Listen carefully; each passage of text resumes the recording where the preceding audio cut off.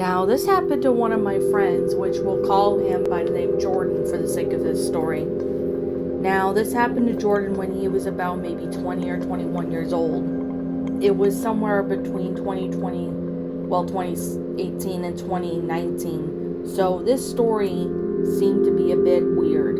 Not really weird, but very creepy. Jordan was pretty much living in the middle of nowhere, and most of the time he just walked to places. The nearest grocery store was about a 20-minute walk from where he was, so he ended up deciding to walk to the grocery store. Of course, he went there late at night and was trying to pick up a few groceries just to make it through. Of course, his car was in the shop at the time, so he couldn't drive himself there. Thus, he was stuck with the inevitable.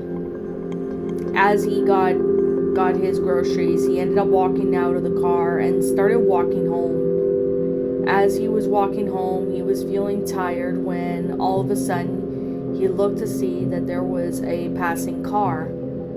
He ends up holding his thumb out and decided to hitch a ride back to his house, so that was what he did.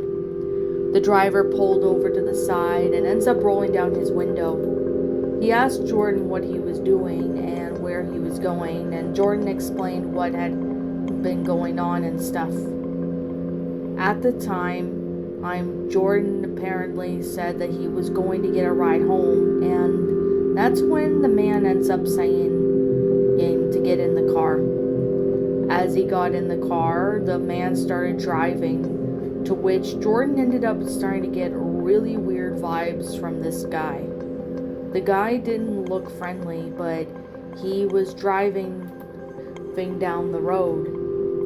As he was driving, he ended up coming across what seemed to be his house, and he lets him off and said, "You know, Jordan, I was thinking about killing you tonight, but you seem to be a nice guy, so I can't do it."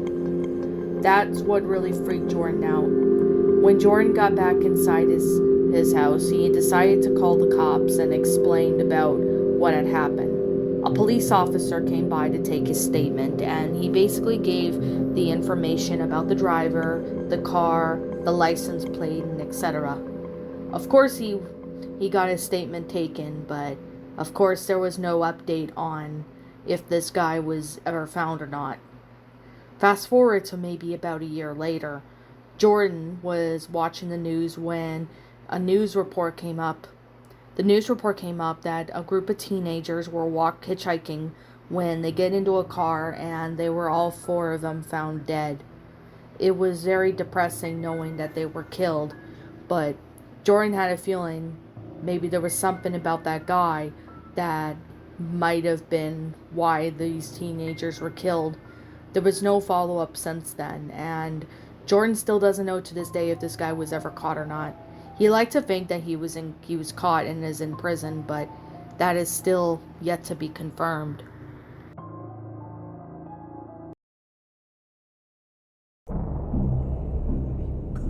So this happened to one of my friends when she was starting to drive. This was when she just got her G2. Her name was Charlotte, and this happened back in late 2017. She was driving for at least a year now, and at the time she was driving by herself since she was went to a friend's house, and she stayed there most of the day. However, she lost track, and it was around nighttime, so she ended up deciding, to drive home in the dark. Of course, her friend suggested that she could have stayed overnight, but being that her friend was out of town, she insists that she drives at night since nobody would be really out. It happened to be around 11:30 p.m., so she went out there and got in her car and started driving. As she was driving on a deserted road, she ends up looking in the distance to see that there was a woman. Now, this woman looked to appear to be in a wedding dress, which really confuses Charlotte, as she never seen a bride hitchhiking before. At first, she wasn't sure if this person needed help, so she decided to stop and and ended up looking at the girl and rolled down her window. Once she did that, she asked the woman if she needed help. The woman said that she was dumped by her now ex-husband and that she needed a ride to somewhere. Charlotte hesitates for a moment but agrees to let her in. And as she was driving, the woman started staring at Charlotte really weirdly. Now, Charlotte was a little uncomfortable by this, so she tried to make the best of it. However, as she was driving, she ended up looking at this girl, and this girl looked as if she was really depressed. Now, she tried to ask the girl if she was okay and where she needed to go, but she didn't say anything. This really confused her as to why she wasn't answering, so she asked her why was she not answering, but the girl ended up laughing hysterically. She started to laugh like she was a hyena, and that really scared Charlotte. She ended up pulling over and asked her to get out of her car, but the woman refused. Suddenly, the woman takes a knife and holds it towards Charlotte's neck. "You better take me to where I am, or I won't hesitate to slit your throat," the woman said. Just as Charlotte was about to do so, what luck had turned into a blessing, a police car was driving down the road and pulled over, seeing Charlotte's car. Now, the woman ended up quickly getting out of her car, and she ended up running into the distance as far as she could. She was no longer in sight since it was so dark out. The police officer walked up to Charlotte and asked if she was okay. Charlotte explained what had happened and explained about this girl that tried to hurt her, and it turns out that woman had been mentally unstable. She had been missing from the institution for at least a few days, and she obviously wasn't on meds. Why was she insane? Well, she was just so insane that she ended up committing a few crimes due to her behavior. Charlotte pointed in the direction where the woman went, and they of course went after the woman, but there was no follow-up to it, so Charlotte wasn't sure if that woman was ever found or not. Still to this day, she really is now cautious when it comes to hitchhikers, thinking that there could be someone out there trying to hurt her or not.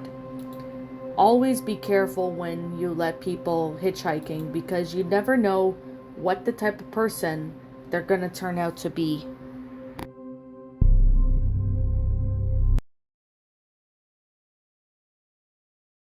My friend's name was Ethan, and this happened back in 2021. This was just during the time when the global pandemic started to lift restrictions. Ethan was driving home from work late at night, as he works about a couple hours a day, and he usually works a night shift since he was in college. At the time of this story, Ethan was doing night shifts where he would get home around maybe 1 a.m. It was a long, tired night at most of the nights for him, but it was worth the pay at the end. As Ethan was driving down the road, he ended up looking over to see that there was a man. The man seemed to be maybe in his 20s, and he looked as if he was homeless. He was hitchhiking, and so that's when Ethan pulls over, rolls down his window, and asks the guy if he needed to go somewhere. The man obviously talked with Ethan for a little bit, saying that he was waiting for his friend and that his friend never showed up. That was a little strange, but that's when Ethan says to him to get in the car. Just as the man was about to get in the car, that's when Ethan looks to see that there were at least a couple of men in masks and had clubs and axes. That's when Ethan ends up locking the door at the last minute before the guy could get in, and sped down the road as fast as he could. As soon as Ethan got to the city, the first thing he did was going to the police station, where he reported the man and even the men with axes and that. They went to the area to see if they were still there, but there was no traces of them left. It comes to show that whatever happens in the dark is really, really scary. But of course, there was no follow-up about those men and if those men were ever caught or not. Of course, Ethan still is now being careful about hitchhikers, and ever since then, he's never let anyone hitchhike, not even his own kids. At this time, though, this was a really unnerving story. He always thinks about it. It's one of those stories that he pretty much can lose sleep over every time he thinks about this incident. What could have happened to him was obviously no surprise. He could have been robbed, kidnapped, murdered, etc. Anything could have happened to him, but he's just lucky that he got out of that area alive. He doesn't know what those men's intentions were, but they most likely weren't good.